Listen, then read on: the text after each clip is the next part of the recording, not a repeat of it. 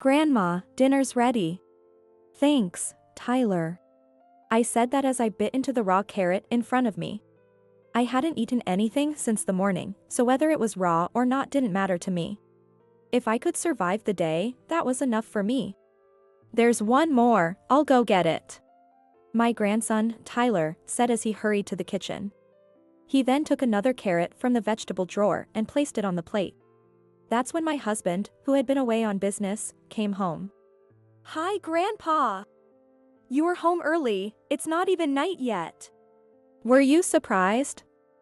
I wanted to see everyone so much, I took the first train back this morning. Tyler, you're doing great. Is that for your rabbit? No, this is just Grandma's usual meal. What? What are you saying? Following Tyler into my room, my husband exclaimed, "Kay? What are you eating?" He was instantly shocked at the sight of me gobbling down raw carrot. Rushing over, he hugged me tight. Robert! Is it really you? Of course it is, Kay. You've lost so much weight, what happened? While confused, Robert gently stroked my gaunt back. Robert! I've...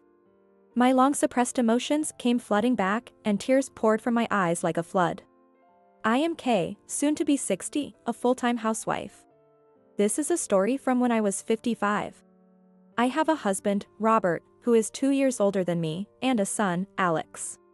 At our workplaces, we knew each other.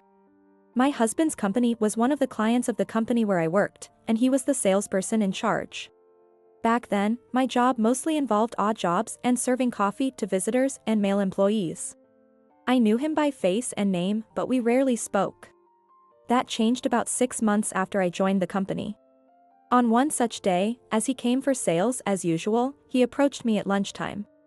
Would you like to go to lunch with me? Surprised by the sudden invitation, I was speechless for a while. Oh, I'm sorry I surprised you so suddenly. As he apologized looking embarrassed, I hurriedly said to him.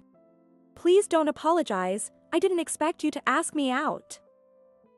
May I join you for lunch? I still clearly remember how happy he looked then, even after more than 30 years.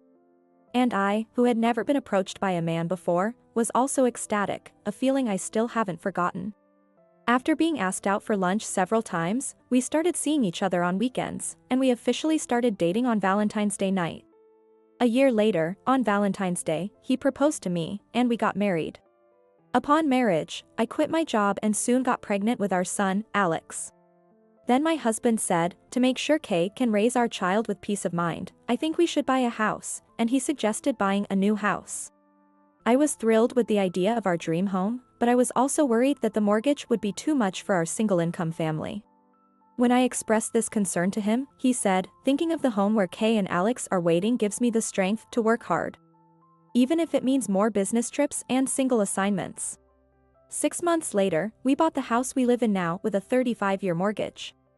Since then, he spent half of each year on business trips.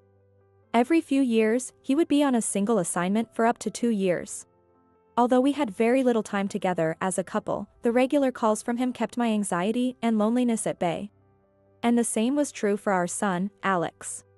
No matter how tired he was, he always made time to talk to Alex on the phone. Sometimes, he would fall asleep during the calls, but Alex never got angry.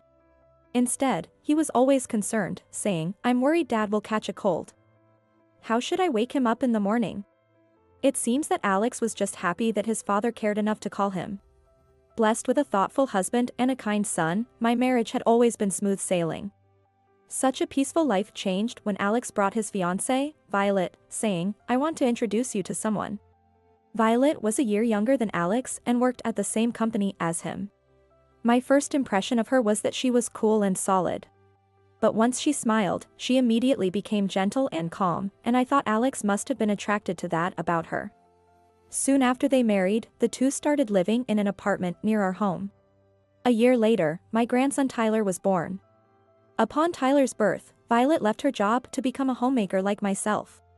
Now the sole breadwinner, Alex, like his father, began taking more business trips and solo assignments.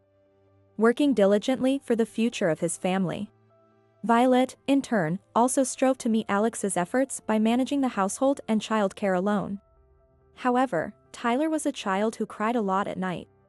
And Violet shared that caring for him alone while Alex was away was a constant battle against sleep deprivation and fatigue. Since Alex had been an easy sleeper as a baby, I honestly couldn't quite grasp the extent of Violet's difficulties. At that time, all I could do was my sympathy, saying, "That sounds tough." I also thought naively, things would get easier once he went to the preschool, so I didn't take it too seriously. However, even after going to the preschool, Tyler was so frail that he missed school due to illness for half the month. The endless cycle of household chores, childcare, and nursing left Violet completely worn out. As a result, Alex increasingly felt anxious about leaving frail Tyler and exhausted Violet behind for his work assignments. One day, when Tyler was 5, Alex called me and said that he was set for another 2-year assignment. Tyler is still very frail. Violet also looks tired all the time, so I'm kind of worried about them. Dad is often away from home for work, just like me. So I'd like to take this opportunity to move in together. I wouldn't mind it, but what about Violet? Isn't she reluctant to live with her mother-in-law? Violet agrees as well, as long as you guys are okay with it. Can you talk to Dad about it later? That night, when I discussed the idea of living together with my husband, he said, "That would be great. Actually, I've been a bit worried about leaving you alone. Remember your hospital stay?" Indeed, about 6 months prior, I had been hospitalized due to food poisoning. I was only admitted for a day for rehydration, but since then, my husband had become very anxious. Violet is reliable, so I feel I can trust her with anything that might happen. Thus, without any hesitation, we easily agreed to live together. A month after finalizing our plans, Alex's family broke their apartment lease and moved into our home. "We look forward to living with you starting today. We welcome you all so much.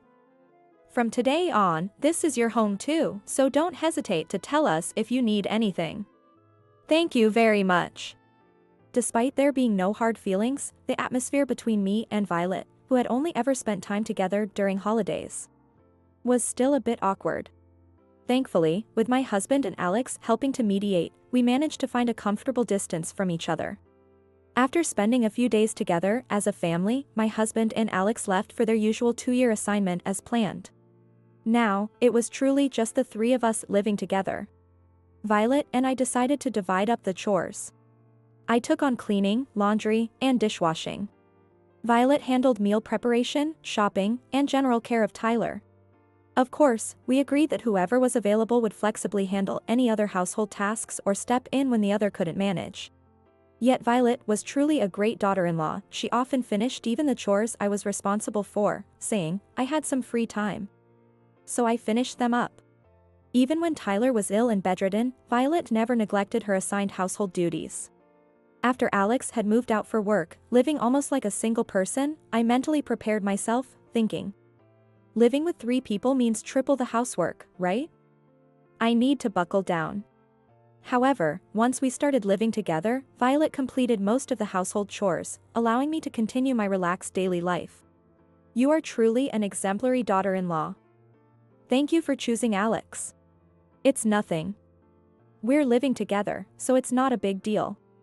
At that time, I truly felt grateful to Violet from the bottom of my heart, considering myself very fortunate. But this happiness didn't last long. About 3.5 months into our life together, Violet's behavior began to change dramatically. She was constantly checking her phone during meals and conversations, unable to settle down. Furthermore, the shopping trips she used to enjoy with Tyler on weekends completely stopped, and she would go out alone for hours and not return. Moreover, when housework was delayed or took longer than expected, she began to speak in a harsh tone, saying, "I don't have time. Please do it later." I was confused by Violet's drastic change and tried to understand why she had become like this. However, no matter how much I thought about it, I could only think that maybe she was overwhelmed with too much responsibility and stress. Thus, I decided to openly share my honest feelings with her. "Violet, I'm sorry if I've been relying too much on you for the housework. From now on, I'll take on more, so why don't you take a break?" I intended to show as much consideration as possible, but Violet's response was a nonchalant, "What? Oh, I'm fine, really. Don't worry about me. Wondering if I had said something inappropriate, I continued to ask her if she was really okay, and if there was anything she wanted to discuss. But our conversations dwindled, and eventually, she began to ignore me completely. Moreover, Violet took over all the household chores, insisting, "Please don't touch anything." But the reason she gave was unreasonable. When you touch things, they end up smelling old, which is bothersome. She also completely ignored my meals and laundry. I had no choice but to try to cook it myself. However, Violet was furious with me and wouldn't let me use the kitchen, saying, "I told you not to touch anything." In the end, I had to buy food from supermarkets or convenience stores and eat alone. As for laundry, I had to secretly wash it while Violet was out and dry it in my room or use a laundromat. Furthermore, I needed Violet's permission to even talk to or interact with Tyler. The relationship had become so strained it hardly felt like family anymore, and it was wearing me down. The only way to change the current situation was still to discuss it. However, whenever I tried to speak to Violet, she would either ignore me or become furious. Determined to break through, I addressed her more firmly than usual despite her continued indifference. "Violet, if you don't talk, I won't know what's going on. Please, talk to me more." Unexpectedly, this approach led to a shocking outcome. "Shut up. I told you to be quiet, so just be quiet." With that, Violet suddenly slapped me across the face. I was prepared for insults and shouting, but I had never expected her to actually hit me. Shocked, I was frozen in place. Violet herself seemed very surprised by her action, but ultimately, I remained silent. This incident unfortunately worsened her behavior towards me even further. Initially, I wondered why Violet had changed so drastically. The reason was her affair. Violet's affair was with a college classmate, who was also married. About a year before we started living together, they met again at a college club reunion.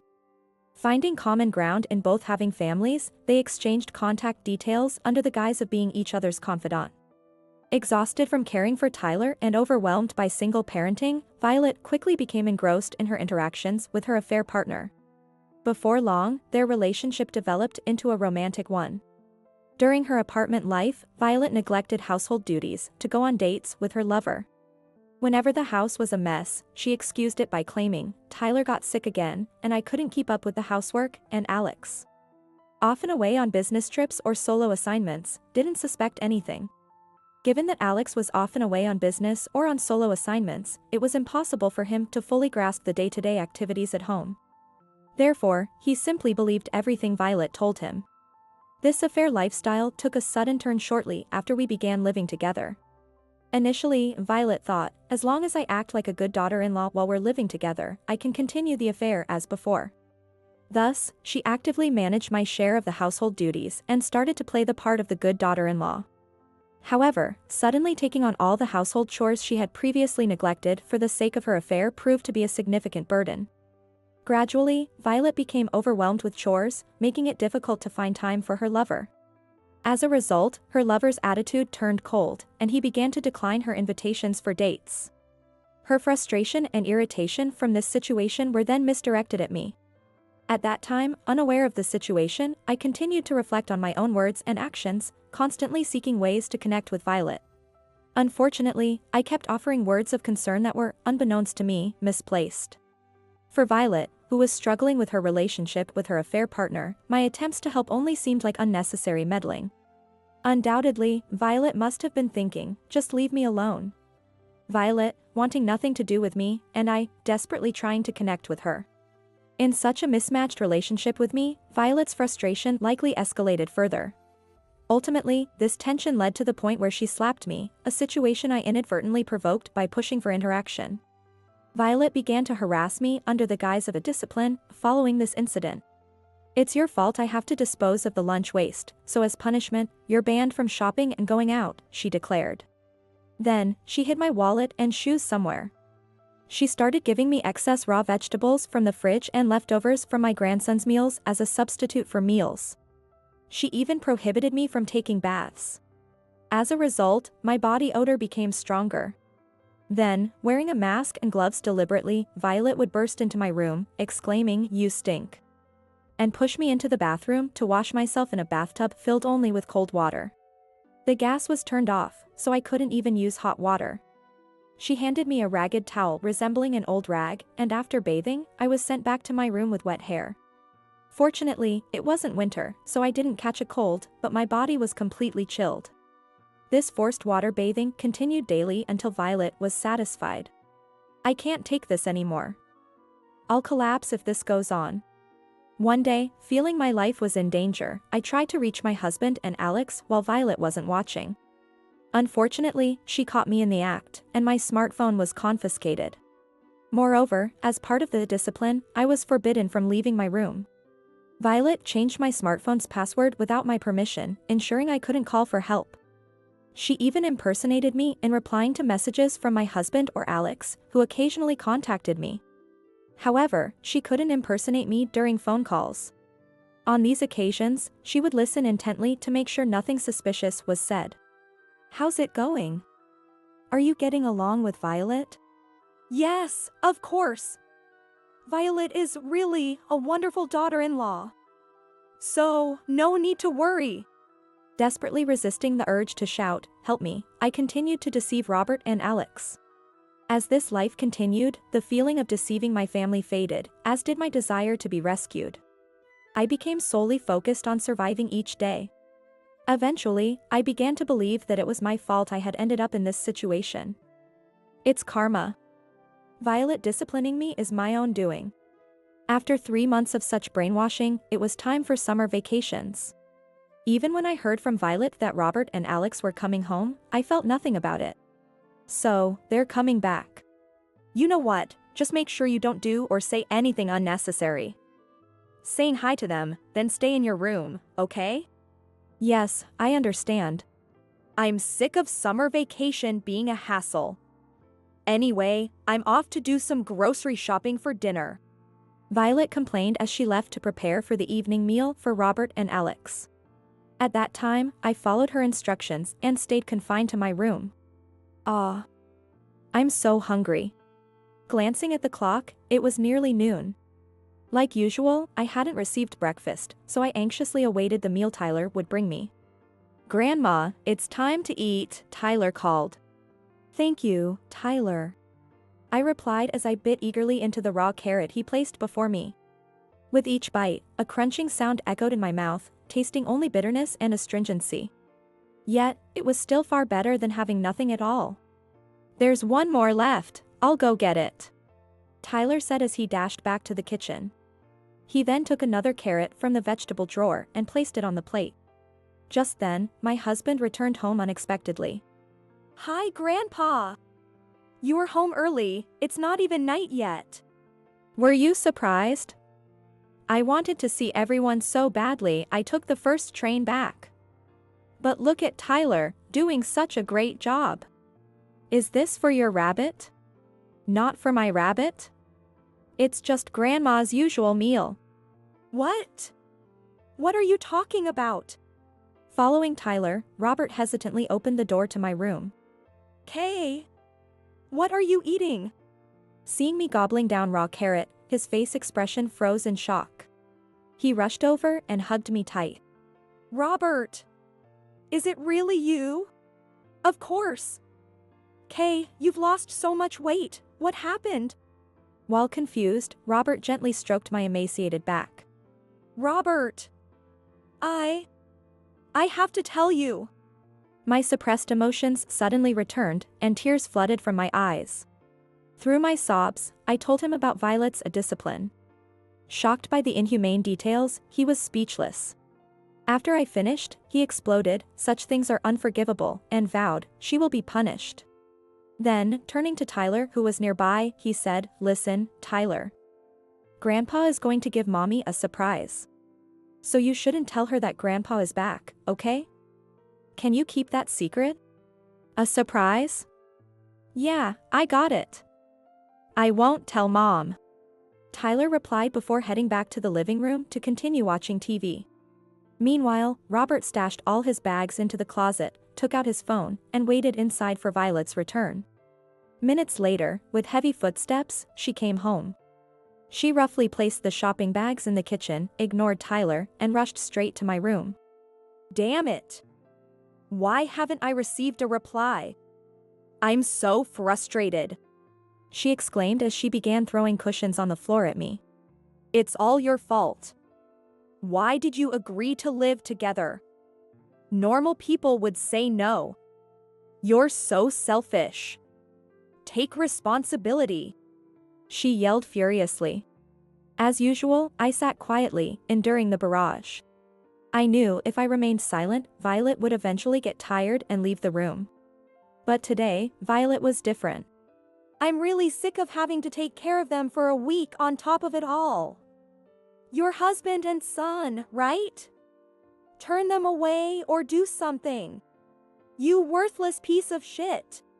Violet exclaimed as she grabbed a cloth hanger nearby. She raised it, aiming to strike my head with force. Overcome with fear, I instinctively ducked. In the next moment, a loud voice shouted, "Stop," and Robert burst out from the closet. Wait, what? Robert, why? He rushed to my side, shielding me while glaring fiercely at Violet. In a tone I had never heard him use before, he demanded, "Violet, what is going on here?" This is, so I'm a little frustrated. She stammered, quickly hiding the cloth hanger behind her back. So you think it's okay to throw things because you're frustrated? He asked pointedly. She looked away, her eyes darting around. Well, it slipped out of my hand. Or rather, it just happened, it was an accident. So, basically... Her excuses left Robert exasperated, and he sighed in disbelief. Right then, he called the police. When the police arrived, he presented the videos he had secretly recorded of the discipline as evidence. As a result, Violet was arrested on the spot for suspected domestic violence. Silently, Violet got into the police car. But for a moment, she looked back, her eyes filled with hatred and bloodshot. Watching her, I felt a deep chill. Her face seemed almost demonic. How could someone who was such a good daughter-in-law turn out like this? At that time, unaware of the affair, my mind was filled with questions and regrets. As the police car disappeared, Robert sighed heavily and then made a phone call. Hello? Alex, where are you right now? The person on the other end of the phone was our son, Alex. Now? I'm about to switch trains. Is everything okay? Violet has just been arrested for domestic violence. Grab a taxi or anything, but come home as soon as possible. Domestic violence? Arrested? What? I'm not following you. Alex through the phone sounded clearly confused. Anyone would be if they were told their spouse had been arrested. To Alex, Robert firmly said, "I'll explain everything when you get back. Just hurry home," before abruptly hanging up. A little while later, Alex arrived home, his face pale with shock. Violet! Hey, Violet! Mom, where's Violet? Seemingly panicked, Alex frantically searched the house, calling out for Violet. To him, Robert calmly said, "Violet isn't here." "Alex, we need to talk now, so have a seat," guiding him to a chair in the living room. And so began the family meeting between myself, Robert, and Alex. First, Robert explained how Violet had been arrested. The story was so terrible that Alex wore a look of disbelief. However, seeing my emaciated appearance, the disarrayed house, and the video evidence forced Alex to accept the harsh reality. "Is it really true that Violet did this to Mom?" Frozen in shock, Alex stared at the smartphone screen, prompting Robert to gently offer him a cup of coffee. Silence lingered for what seemed like minutes. Alex finally glanced at me and gulped down the now cold coffee in one go. Then, he turned to me and said, "Mom, I'm sorry. I didn't notice it until it had gotten this bad." "Alex, it's not your fault. Don't be so sorry." "No, it's my fault. Living together and what Violet did was my mistake. If only I had been more determined." Alex murmured weakly, fighting back tears. "Alex, there's no use in brooding. You have Tyler to think about. Let's focus on what to do next. Tyler, right? I have Tyler. I need to be strong for him. Subsequently, Alex decided to divorce Violet. He also chose to sue her for the domestic violence she inflicted on me. However, believing that my testimony and Robert's video evidence might not be sufficient, Alex and Robert decided to examine Violet's smartphone. They apparently found messages between her and an unknown man. Around the same time, Violet told the police that I was in a relationship with a guy I had been seeing before we moved in together. And as soon as we started living together, things didn't work out. I was lashing out, and I couldn't stop myself. Based on this confession, a search of Violet's phone and room uncovered photos with her lover and a diary detailing her emotional state at the time. He demanded a significant amount of child support and a share of their assets after the divorce. Meanwhile, Robert, Alex, and I filed a joint lawsuit against Violet for domestic violence. A guilty verdict without probation was upheld, ensuring that she would be in police custody for several years. There was no sympathy for Violet, who betrayed her family and repeated her cruel actions. I only hoped that during her time in prison, she would reflect on her actions and repent. After the divorce was finalized, we continued to live together to support Alex, who became a single father. However, my health had deteriorated, so Robert took early retirement to care for me. Thanks to his support, I fully recovered both physically and mentally. Now, I look forward more than ever to picnics on the beach with Tyler. Dad, next time let's go to the beach together. You're right. No longer working alone far away, now I have lots of playtime with you, Tyler. Alex said, hugging Tyler tightly. That reminded me of my husband when he was younger, warming my heart immensely. May Alex find another wonderful woman someday. I continued to secretly hope so in my heart.